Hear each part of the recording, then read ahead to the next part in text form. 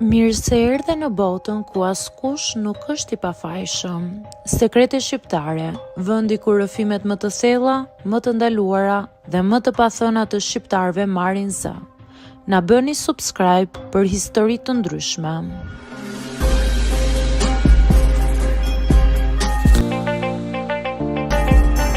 Jam 42 vjeçe dhe jetoj në Përmet. Në letër, jeta ime duket e thjeshtë. Një shtëpi e vogël, një punë e paqëndrueshme dhe një rutinë që përsëritet çdo ditë. Por brenda kësaj thjeshtësie ka shumë më tepër se sa duket. Para disa vitesh unë kam qenë e martuar. Kisha një jetë jo perfekte, por të qetë, e ndërtuar mbi shpresën që një ditë do të bëheshim prindër. Ajo ditë nuk erdhi kurrë.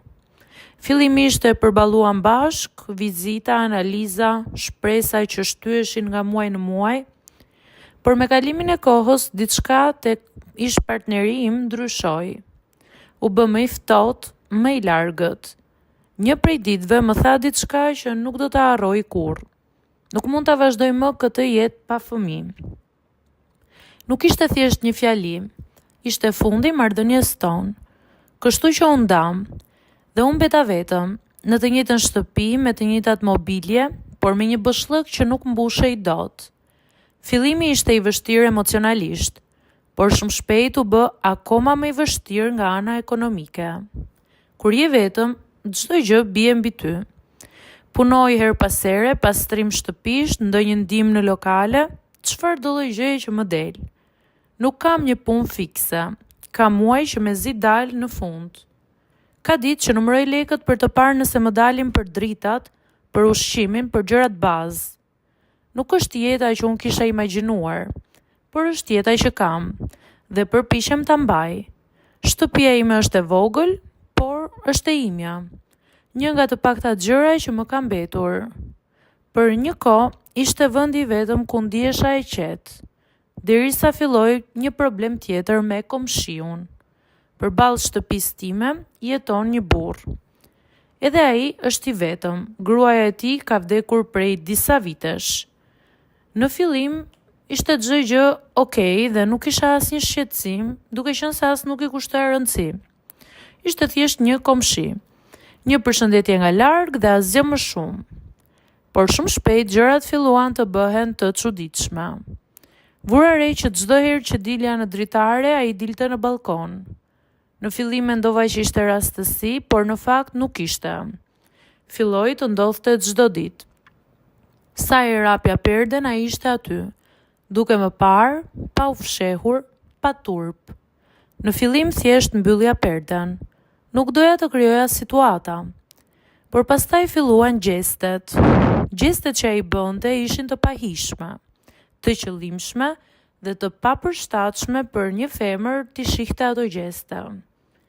Kjo më bëri të ndihem e ekspozuar në mënyrën më të keqe të mundshme. Imagjino të jesh në shtëpinë tënde dhe të ndihesh sikur dikush po të ndjek çdo lëvizje. Fillova të ndryshoj mënyrën si jetoja. Nuk dilja më në dritare fare. Perdet i mbaja të mbyllura, drita brenda ishte gjithmonë e zbet. Edhe kur ishte vap, nuk guxoja të hapja perden, sepse e dija që ai do të dilte dhe do të ishte aty, duke pritur. Në disa raste, ai madje fliste me zë të lartë që unë ta dëgjoja. Oj, mos u fshi, dil pak, më thoshte. Nuk i përgjigjesha asnjëherë, por kjo gjë nuk e ndalonte atë. Përkundrazi, dukej sikur sa më shumë unë e shtyja, aq më shumë afrohej. Kjo situatë filloi të ndikojë në çdo aspekt të jetës time. Nuk ishte më vetëm bezdi, ishte stres dhe ankth. Çdo mëngjes para se të hapja perden, shikoja me kujdes nëse ishte aty. Çdo zhurmë jashtë më bënte të mendoja që mund të ishte ai. Fillova të ndihem e burgosur në shtëpinë time.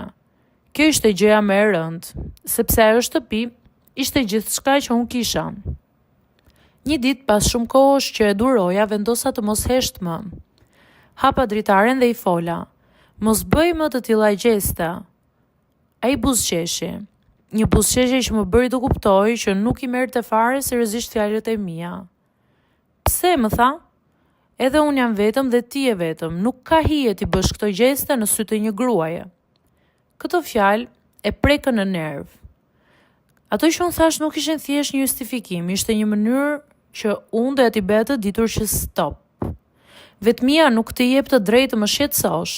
I thash. Ai nuk foli më, por nuk duke i penduar. Pas asaj dite vendosa të ndryshoj diçka. Nuk mund të vazhdoja të fshihesha. Fillova të hap dritaren edhe kur ai ishte aty. Dhe nuk reagoja fare, nuk i jepja vëmendje. Ishte shumë e vështirë në fillim sepse ndihesha në siklet. Por dal nga dal kuptova që reagimi im ishte ajo që ushqente sjelljen e tij. Dhe kur fillova mos të reagoj më, ai filloi të tërhiqej. Jo me njëherë, por pak nga pak. Gjithsesi, historia ime nuk mbaron këtu. Edhe pse ai u tërhoq pak nga ajo sjellje e hapur, diçka mes nesh kishte ndryshuar përgjithmonë. Nuk ishte më thjesht një komshi. Ishte një prani që më kishte hyrë në jetën time pa dëshirë, dhe tashmë duhet ta përballoja çdo ditë. Fillimisht mendova që duke i ignoruar gjithçka do shuhej. Por ai nuk bënte më gjeste të hapura, filloi me një mënyrë tjetër, më të heshtur, më të fshehtë. E ndjeja që më vëzhgonte, jo i gjithmonë në mënyrë të drejtë për drejtë. Sa herë dilja në obor, sa herë shkoja të hidhja mbeturina, sa herë dilja për të blerë diçka, ai ishte pikërisht aty. Ose gjoja rastësisht. Brenda meje ankthi nuk ishte zhdukur. Përkundrazi, kishte ndryshuar formë. Nuk ishte më frika nga një veprim i drejtë për drejtë. Ishte ndjesia që dikush po më ndiqte në heshtje, dhe kjo më lodhi. Derisa një ditë ja thash Troç që nëse nuk ndalonte do ta ndiqja në rrugë ligjore. Për herë të parë pasi i thash këtë gjë, ndjeva qetësi pas shumë kohësh. Por kjo histori më la diçka pas. Një mësim të fortë sepse më bëri të kuptoj se sa e brisht është ndjenja e sigurisë, sa lehtë mund të humbas ajo dhe sa shumë duhet të luftosh për ta rikthyer. Dhe mendova që pas asaj, duke qenë se disa ditë qëndroi pezull, mendova që gjithçka u mbyll.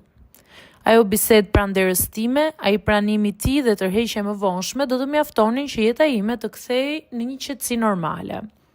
Për disa kohë, ashtu ndodhi. Ditët kalonin pa tension, mund të hapja dritaren pa u menduar 2 herë. Mund të dilja në obor pa ndjerë shikime mbi mua. Ishte një liri që për mua kishte shumë vlerë. Fillova të marr frymë. Madje fillova të rikthej disa zakone që i kisha humbur, si për shembull të pi kafe në dritare, të hap perdet që në mëngjes, të lejoj dritën të hyjë në shtëpi. Por kjo fazë nuk zgjati përgjithmonë. Jeta në një vend të vogël si Përmeti ka një tjetër dimension, dhe njerëzit flasin. Shumë shpejt filluan fjalët. Në fillim ishin thjesht shikime, pastaj përshëndetje më të ftohta. Pastaj komente të cilat filluan edhe nga komshinjtë e tjerë. Më doli nami pa bërë asnjë gjë. Dhe dikush duhet vendoste kufit, kështu që u detyrova, një herë e mirë, të largohesha nga Përmeti.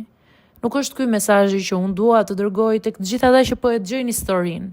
Mesazhi është të këmbgulni dhe mbase rrugët ligjore të ndihmojnë në këtë rast, të cilat unë nuk i përdora. Të këmbgulni, të gjeni të drejtën tuaj dhe mos të largoheni. Por fatkeqësisht, unë nuk e bëra dot. Më kthyej gjithë qyteti kundër. Qyteti ku isha lindur, isha rritur, kisha jetuar si vajzë, pastaj si grua e martuar. Dhe nuk mund të përballoja dot fjalët e njerëzve. Kështu që u largova përfundimisht.